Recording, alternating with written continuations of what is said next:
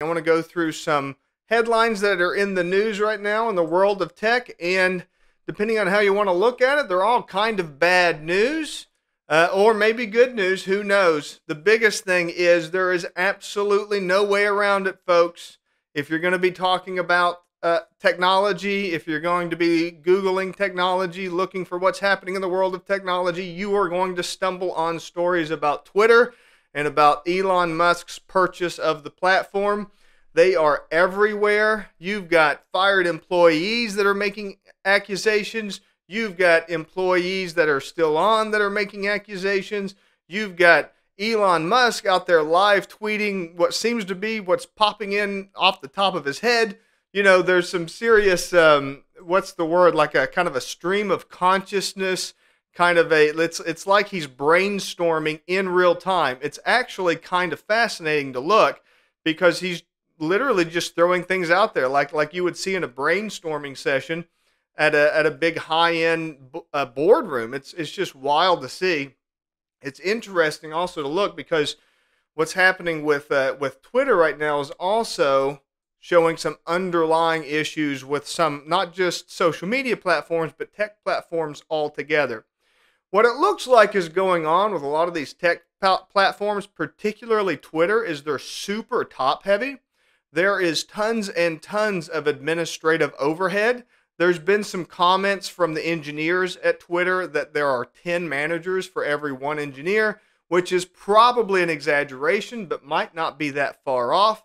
So you've got these little micromanagers and stuff. And then you see the same types of stories coming out of Meta and coming out of Stripe and Square and all these other companies where they're just got this massive overhead bloat of administrators that don't really do anything. There's also lots, when it comes to Twitter specifically, and look, I'm going to be honest with you here on Twitter. Everybody wants red meat political stuff with Twitter.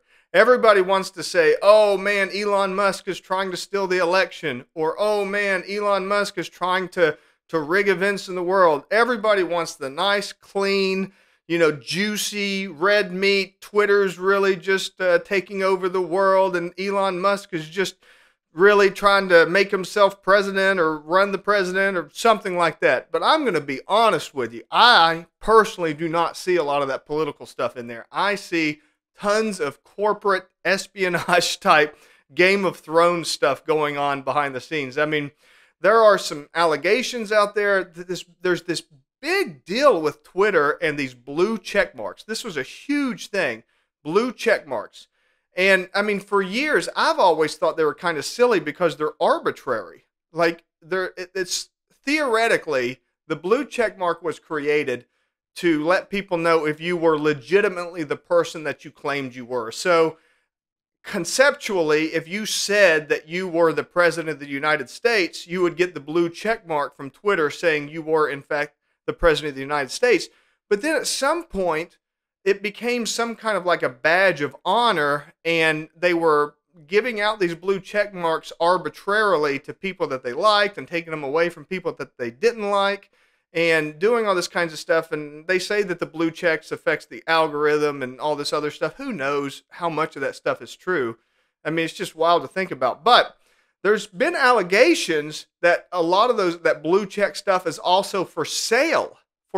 So, you would get denied your blue check, and then somebody in the back end corporate office at Twitter would send you a message and say, hey, you send me $1,000 and I'll get that blue check taken care of for you. And there's been scandals. There's been those types of accusations about Twitter before. That's not new. This isn't like new stuff. And like I say, this isn't political. Everybody wants this red meat political stuff. But it's really just corporate, shenanigans. That's what it is. And that's probably also what's going on with a lot of this administrative burden that's going on there too.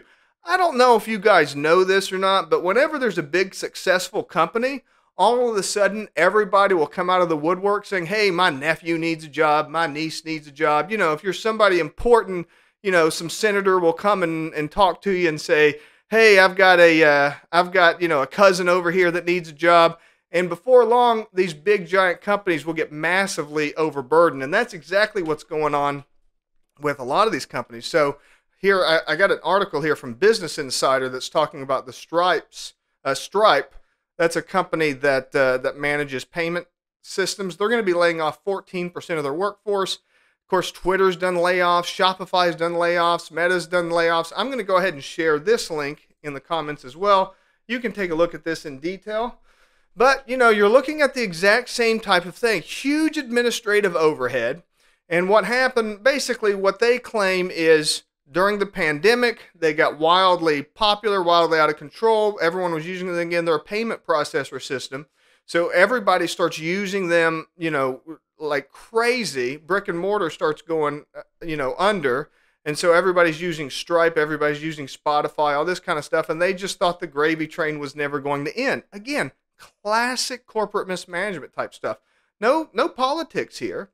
And then of course they overhired. And this is a pattern that I am seeing that it might be unique to the world of tech, because I don't think you see this kind of stuff. I don't think, now I could be wrong, you know, correct me if I'm wrong, shoot me a comment, let me know if you think that I'm out of line here, but I don't think you saw this kind of stuff in the past at like the big car companies and banks and stuff like that when they would have big layoffs in the past. It wasn't because you had this wild number, this wild growth of the administrative system. Like whenever they did big layoffs and they did downsizing and stuff like that in you know, the car industry, a lot of that kind of stuff was based on overhiring, but they overhired too many employees, too many workers to put the vehicles together. They didn't have like massive overheads of administration, which it seems like from all the articles and stories that I'm reading, that's what's going on in the tech industry. They've just got these layers upon layers upon layers of like, you know, people with made up titles that don't really do anything. And then they've got this really tiny little layer of actual engineers that do all the work. And then the rest of them just kind of sit around and do meetings or, you know, drink their chai latte on the rooftop and post on Instagram about it. And that seems to be all they do. So be watching out for that, because that's going to be a big thing moving forward. To wrap up today, another piece, I think this is probably good news. Again, it depends on how you want to look at it. But it's looking like, and this is from ZDNet, and I'll share this link as well. It's looking like we might actually be seeing the end of the fax machine. Yes, the fax machine might indeed be going away. So the fax machine has been around. If you take a look at Xerox website, and I think Xerox really created the facsimile machine, the fax machine, all the way back in. Let's see here. Let me get it directly from their site. Their fax machine was created. It was in the 1960s. I just had that here. In the 1960s, they created their fax machine, but the actual technology behind sending out some kind of an image using telegraphic means goes all the way back to 1842. They used a telegraph machine to basically sketch out images, which is pretty interesting. But the fax machine as we know it was created by Xerox in the 1960s. Now, this article describes what's going on over in the UK. So basically all of the telecom systems out there are required to handle all different, you know, they have regulations on what kind of communication they have to be able to support. And one of those communications is, in fact, fax machines.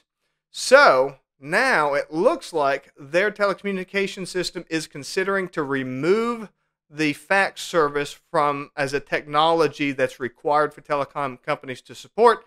And the idea is if they remove that, of course, the telecom companies won't support it anymore and it will die.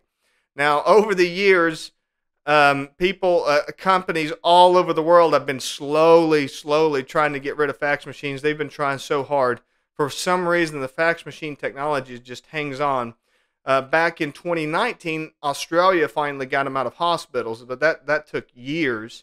And now, you know, they might be getting rid of them in the UK. In the United States, there is let's see, it's called the Telephone Consumer Protection Act, TCPA, and it regulates fax messages. It was written in 1991. So that's how old some of this technology is and how far it goes back. But as of right now, it's all still in the law.